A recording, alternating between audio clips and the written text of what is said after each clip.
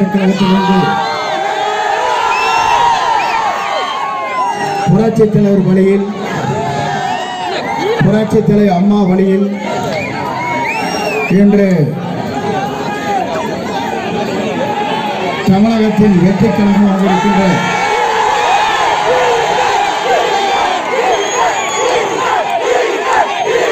அன்புள்ளவர் அவருடைய தலைமையில் நேற்றைய தினம் இணைந்தேன்.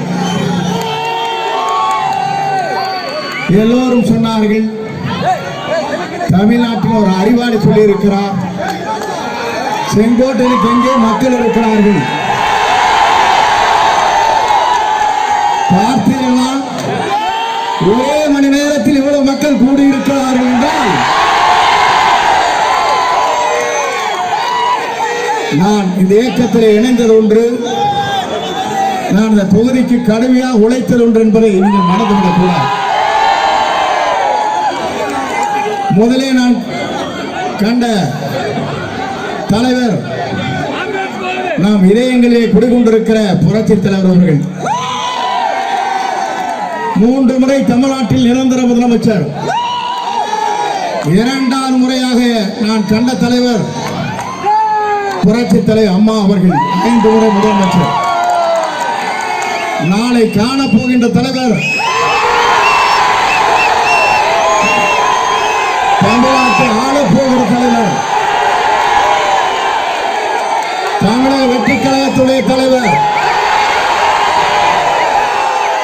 என் அன்பு இளவர் விஜய் அவர்கள் என்பதை நான் மறந்துவிடக்கூடாது.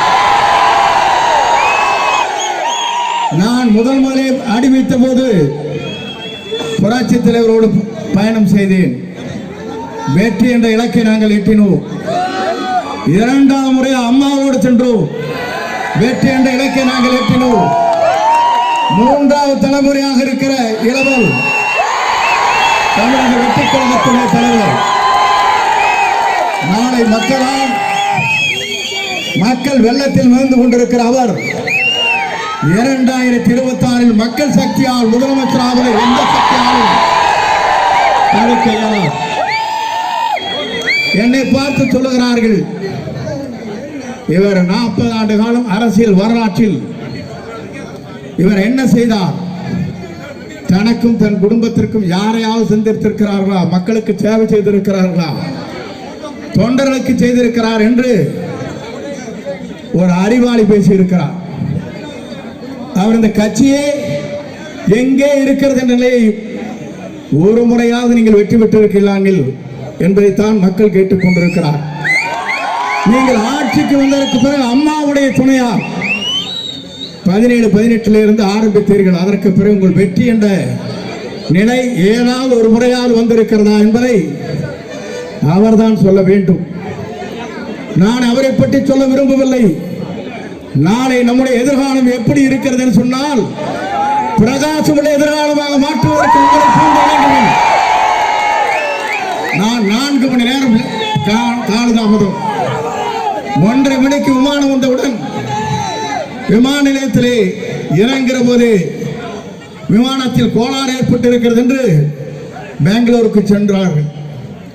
அங்கே 1 மணி நேரம் இந்த பணிகளை முடித்துவிட்டு மீண்டும் வருகிற போது என் உயிரின் மேலான சகோதர சகோதரிகள், தாய்மார்கள், பெரியவர்கள் 5 மணி நேரம் எனக்காக காத்துக் கொண்டிருக்கிறேன் சொன்னால், உங்களை வெல்வதற்கு எந்த சக்தியாலும் இனி தமிழகத்திலே பிறக்கவில்லை என்ற வரலாறு தமிழகத்திலே உருவாகியிருக்கிறது. ஏனதை சொல்கிறேன் சொன்னால், உங்கள் தலைவருக்கு எல்லோரும் சொன்னார்கள் உங்கள் தலைவரை சந்திக்க முடியுமா என்றார்கள். எங்களோடு வந்த 100 பேர்கள் 1.25 மணி நேரம் அவர்களுக்கு சால் வெடி வைத்து உங்கள் துண்டை போட்டு அரவணைத்து ஒரு வரலாறு படைத்த தலைவர் தான் உங்கள் தலைவர். பார்த்து ஆகவே சகோதரனாக இருக்கிற நீங்கள் மறந்து விடாதீர்கள். நாளை எதிர்காலத்தை நோக்கி நாம் பயணம் செய்ய போகிறோம். நாளை எதிர்காலம் மட்டுமல்ல, வரலாற்றை படைக்க போகிறோம். ஏன் சொன்னால் ஆண்ட ஆட்சிகளை ஆள வேண்டுமா? புதிய தலைமுறை ஒருவர் உருவாக்க வேண்டாமா? வேண்டும். மக்களுக்கு நல்ல முறையிலே பணியாற்றுவதற்கு ஏறத்தாழ ஆண்டிற்கு 500 கோடி ரூபாய் திரைப்படத்தில் நடித்தால் கிடைக்கும். தேவையில்லை. மக்கள் பணியாற்றுவதற்கு நான் தயாராக இருக்கிறேன் என்று வந்திருக்கிறார். தூய்மையான ஆட்சி, மக்கள் ஆட்சி, தமிழகம் அமைதி பூங்காவை காண்பதற்கு பேரறிஞர் அண்ணா அவர் கேட்கின்ற போது சொன்னதை போல, புரட்சி தலைவர் சொன்னதை போல, அம்மா சொன்னதை போல என்னை கூட பத்திரிகை நண்பர் கேட்டார்.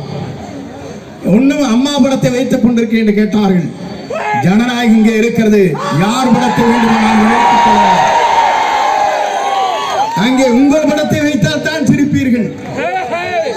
ஆனால் எங்களை போன்றவர் எந்த படத்தை வைத்துக் கொண்டாலும் அரவணைத்து செல்கிற தலைவராக உங்கள் தலைவர் இருக்கிறார். ஆகவேதான் இந்த படத்தை பார்த்து பத்திரிகையாளர் கேட்கிற போது நான் சொன்னேன், 50 ஆண்டு காலம் புரட்சி தலைவர் அம்மாவுடைய படத்தை வைத்துக் கொண்டிருந்த நான் ஒரே நாள் இந்த படத்தை மாற்றி இருந்தால் நீங்கள் என்ன கேள்வி கேட்கப் போகிறீர்கள்? துரோகி என்று சொல்ல எழுதியிருப்பீர்கள். துரோகம் இங்கே இந்த தமிழகத்தில், அதுவும் தமிழ்நாட்டுடைய வெற்றி கழகத்தில் எந்த வரலாறும் இல்லை. பணத்தை வைத்துக் கொள்ளலாம். எங்களை பொறுத்தவரையிலும் இங்கே எங்களிடத்தில் இருப்பது, எங்களிடத்திலே கொடுக்கப்பட வேண்டியது என்ன என்று சொன்னால், நாங்கள் இங்கே தர்மத்தை காக்கிறோம். தர்மத்தை மட்டுமல்ல, எல்லோரும் எல்லாம் பெற வேண்டும் என்ற நோக்கத்தோடு ஜாதி மத பேரமற்ற சமுதாயத்தை தமிழகத்தில் அழைப்பதற்கு, ஏழை மக்களுடைய கண்ணீரை துடைப்பதற்கு, ஊழலற்ற ஆட்சியை அகற்றுவதற்கு, மீண்டும் மறு ஆட்சி தமிழகத்திலே புனித ஆட்சியை கொண்டு வருவதற்கு, இங்கே சுதந்திரமாக நீங்கள் பணி ஆற்றலாம் என்று அவருக்கு என்னை அரவணைத்து சொன்னார். உங்களை போன்ற இளைஞர்களை பார்க்கின்ற போது உங்களோடு சேர்ந்து நானும் இந்த பணியை ஆற்றுகிற நல்ல வாய்ப்பு எனக்கு கிடைத்திருக்கிறது. ஏன்னு சொன்னால் நீங்கள் கவலைப்பட தேவையில்லை. நான் அவர் வருகிற போது வழிகாட்டியாக இருப்பேன். எப்படி அம்மாவுக்கு வழிகாட்டியாக இருந்து பணியாற்றினோம், புரட்சி தலைவர் புனித பயணத்தை மேற்கொள்கிறோம், அவரோடு இருந்து பணியாற்றினோம். 3வது தலைமுறையாக இருக்கிற தமிழ்நாட்டுடைய வெற்றி கழகத்துடைய தலைவருடைய தலைமையில் அந்த பணிகளை நான் நிறைவேற்றுவேன். ஆகவே இளைஞர்களாக இருக்கிற நீங்கள் இங்கே வருகிற போது அத்தனை பேரையும் நான் பார்க்கிறேன். அத்தனையும் கருப்பு முடிகளாகத்தான் தலை இருக்கிறது. ஏனென்றால் நீங்கள் அசைத்தால் தமிழகம் அசையும். நீங்கள் நினைத்தால் தமிழக மக்களுக்கு பணியாற்ற முடியும்.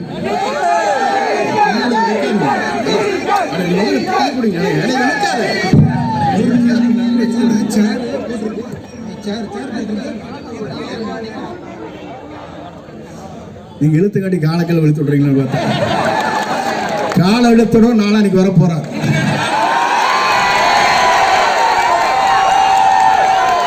எந்த வருகின்றவருக்கு நான் என்ன செய்தேன் என்பது நாடு மக்கள் தெரியும். பொதுச் செயலாளராக முன்மொழிந்தேன், முதலமைச்சராக முன்மொழிந்தேன். எனக்கு வருகின்ற வாய்ப்பை அவருக்கு ஏற்றுக்கொள்ளுங்கள் என்று சொன்னவன். ஆனால் அங்கே மனிதநேயம் அங்கே இல்லை, சமத்துவம் அங்கே இல்லை. உங்களிடத்திலே ஒன்றை சொல்ல விரும்புகிறேன். 50 ஆண்டு கால அரசியல் வரலாற்றில் நான் உழைத்த உழைப்பு எல்லோருக்கும் தெரியும். ஆனால் சாதாரண தொண்டனாக கூட இருக்கக்கூடாது என்று உறுப்பினர் உறுப்பை எடுத்தார். என்னோடு இருக்கின்றவர் அத்தனை பேரும் எடுத்தார். அதோடு இன்றவர்களை பக்கத்தே காங்கியத்திற்கு சென்று ஒரு கிளை செயலாளர் தன்னுடைய 2 வீலரில் வருகிற போது அந்த 2 வீலரில் ஸ்கிட்டாய் கீழே விழுந்து மண்டை உடைந்து அன்றே இறந்து விட்டார். அவருடைய மருமகன் அங்கே இருக்கிறார், ஒரு கட்சி பொறுப்பில்.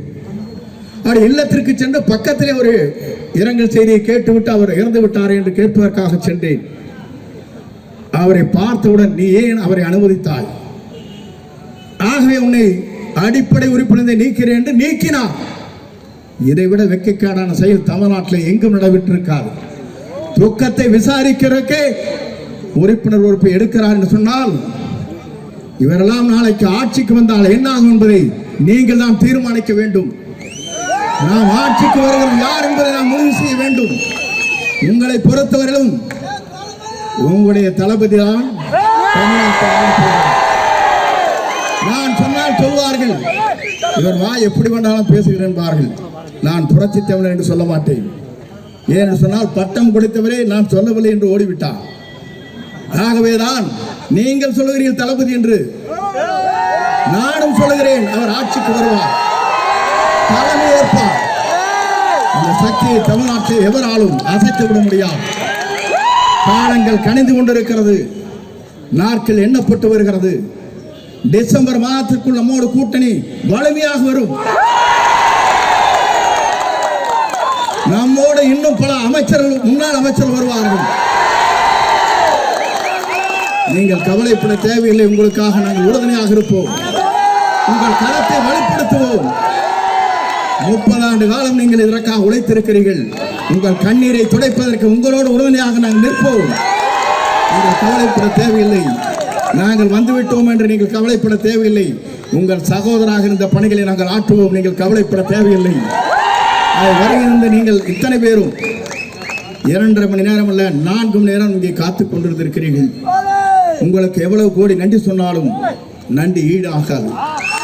ஏன்னு சொன்னால் மற்றவர் கொண்டே சொல்ல விரும்புகிறேன். இந்த நாட்டில் நான் என்று ஒருவன் நினைத்தால் ஆண்டவன் தான் என்று காட்டி விடுவான். நீங்கள் கவலைப்பட தேவையில்லை. ஆண்டவன் வருவார், வெற்றியை சூடுவார். நாளை ஆட்சி மலரப் போகிறது, யாராலும் தடுக்க முடியாத வரலாற்றில் படைப்போம். வாருங்கள், வெற்றியை தேடித்தார் என்று பொறுப்பாளர் மலர்களை வேண்டும் என்று கேட்டு விடைபெறுகிறேன். நன்றி, வணக்கம். ஒரே நிமிஷம். இனிமேட்டு கோபம் யாரோட கோட்டை கேட்கல, சத்தமா $2026